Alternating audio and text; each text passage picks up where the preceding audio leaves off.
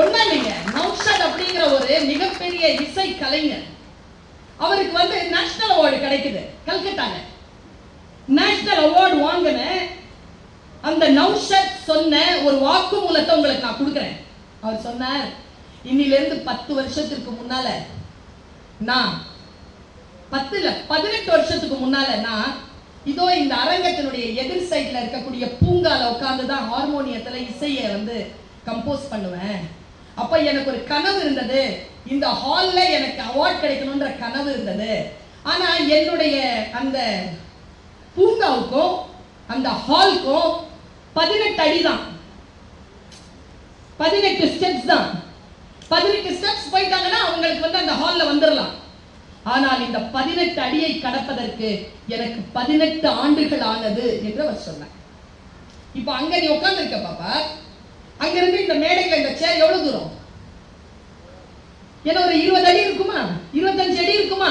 அந்த 25 அடியை கடந்து இந்த மேடையில நீ வந்து உட்காரணும்னா 20 ஆண்டுகள் நீ பணி செய்தாக வேண்டும், அதற்காக நீ உழைத்தாக வேண்டும், அதற்காக நீ படித்தாக வேண்டும்.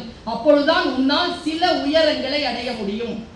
நமக்கு பல நேரங்களில் நம்ம எங்க மிஸ் பண்றோம் தெரியுமா? கதைகள் முக்கியமே இல்லை குழந்தைகள். கதைகள் தருகின்ற அந்த மெட்டீரியல் இருக்கிற கண்டென்ட், அதை வாங்கி வச்சுக்கோ. எப்பொருள் யார் யார் வாய் கற்பினும் அப்பொருள் மெய்ப்பொருள் காண்பதறிவு. அந்த பொருளை மட்டும் பார், உள்ளுக்குள்ள எதற்காக அது சொல்லப்படுகிறது என்று மட்டும் பார். பல நேரங்களில் நான் யோசிச்சு இருக்கிறேன், இதெல்லாம் சொல்றதுக்கு உனக்கு என்ன தகுதி இருக்குன்னா யோசிச்சு இருக்கிறேன், நீ என்னப்பா செய்யறன்னு கேட்டிருக்கிறேன். ஆனால் பின்னால் தான் புரிந்து கொண்டேன், சொல்லுகின்றவர் யார் என்பதை விட சொல்லப்படுகின்ற பொருள் மிக முக்கியமானது. பல இடங்களில் சொல்லப்படுகின்றவர்களுடைய வாயிலிருந்து வரக்கூடிய வார்த்தைகள் மிக மிக நுட்பமாகவும் மிக மிக வீரியத்துடனும் இருப்பதற்கு அந்த மனிதனிடத்தில் இருக்கக்கூடிய அதிகாரம் காரணமாக இருக்கிறது என்று கூட நான் புரிந்து கொண்டிருக்கிறேன். இப்படி சொல்றேன், உங்ககிட்ட சொல்லாம எங்க சொல்றது? என்னுடைய வாழ்க்கையை நான் பென்சிலில் இருந்து தான் தொடங்கினேன். ஒரு பிடி டீச்சரா தான் தொடங்கினேன். மியாக்சில காலேஜ்ல எல்லாம் வேலை கிடைக்கல. இன்னைக்கு அசோசியேட் ப்ரொஃபசர் நான் கிரீன் இங்க்ல சைன் பண்றேன்.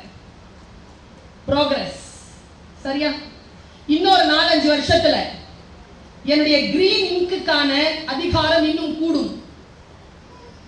எங்கேயோ ஒரு ஃபைல் இருக்குங்க, எங்கேயோ ஒரு பென் இருக்கு, சரியா? இந்த ரெண்டுத்துல எது உன் கையில வரணும்னு நீ நினைக்கிறியோ அது உன் கைக்கு வந்துடும்.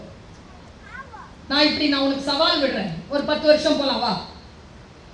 கதவை தட்டிட்டு ஃபைல் எடுத்துட்டு என்கிட்ட வந்து நீ என்கிட்ட கிரீன் இங்க்ல சைன் வாங்க போறியா? இல்ல, நான் ஃபைல் எடுத்துட்டு கதவு தட்டி உள்ள வரும்பொழுது நீ உட்கார்ந்துட்டு கிரீன் பென்ல சைன் பண்ணி எனக்கு தர போறியா? நான் டீச்சர் இல்லையா? ஃபைல் எடுத்துட்டு நானே வரேன், கிரீன் இங்க் உங்ககிட்டயே இருக்கட்டும், சைன் பண்ணு. எனக்கு சைன் பண்ண. இன்னைக்கு நான் சைன் பண்றேன். என்னுடைய ஃபர்ஸ்ட் PhD யுனிவர்சிட்டியில ஒரு பொண்ணு PhD வாங்கியிருக்கா, நான் சைன் பண்ணேன், கிரீன் இங்க்ல சைன் பண்றேன். நீ பண்ண. வாய்ப்புகள் உனக்கு தான் அரசாங்கம் விரித்து தருகிறது.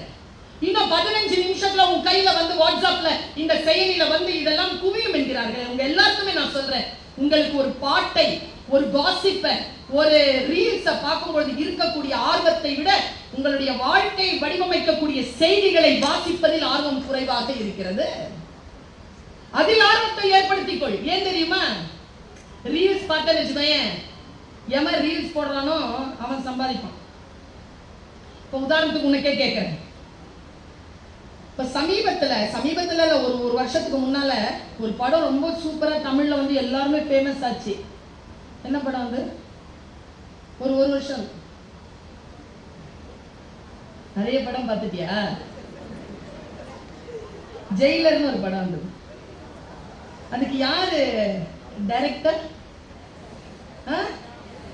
ஓ, அப்டேட்டடா இருக்காங்க சார். லியோன்னு ஒரு படம் வந்துச்சுல்ல, அதுக்கு